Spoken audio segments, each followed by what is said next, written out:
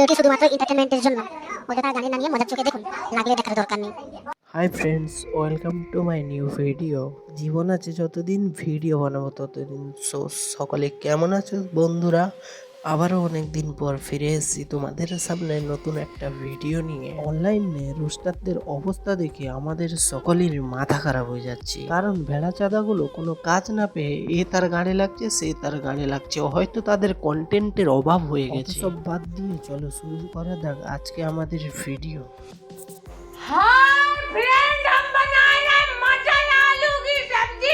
আচ্ছা কাকিমা, তুমি যে মটর আলুর সবজি বানাচ্ছ সেটা আমরা এমনিতেও শুনতে পাচ্ছি, অত চেঁচিয়ে বলার কোনো দরকার নেই। কাকিমার কথা শুনে মনে হচ্ছে যে তরকারিতে এতটা পরিমাণে ঝাল পড়ে গেছে, তা সেটা টেস্ট করতে গিয়ে উনি বুঝতে পেরেছেন, তার জন্য হয়তো না চিচিয়ে থাকতে পারছেন না।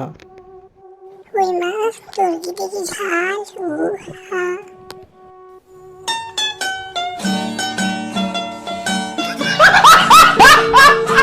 এতক্ষণ দেখলে কাকিমা ঝাল লাগলে কি করে, এবার দেখো আমাদের বৌদি ভাইরাল হওয়ার জন্য কি কি করছে।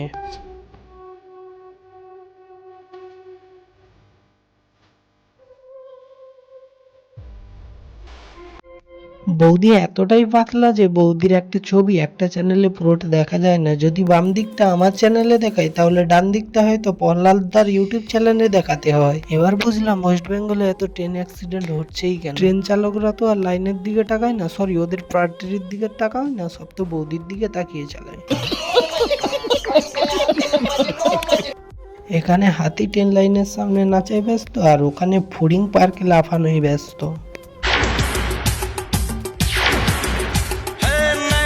বলছি বৌদি, ভিডিও বানানোর আগে কিছু একটু খেয়ে আসো, নইলে বাতাসে তুমি তো উড়িয়ে পালাবে, তখন তোমার দর্শকেরা তোমাকে কিভাবে দেখবে?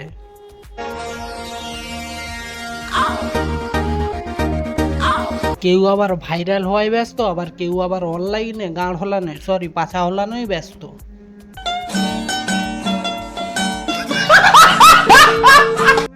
এবার যাই হোক, আমাদের ফরিং বৌদি যতক্ষণে নাচতে নাচতে ভাইরাল হবে, তার আগে কিন্তু আমাদের এ বৌদি গাঁড় হলিয়ে হলিয়ে ভাইরাল হয়ে যাবে। সবার জন্য আবার একটা বিশেষ ঘোষণা আছে, যাদের বউ নেই তাদের জন্য আমাদের একটা বৌদি অপেক্ষা করছে। যেসব ছেলেদের বউ নেই তাদের জন্য আমি আছি।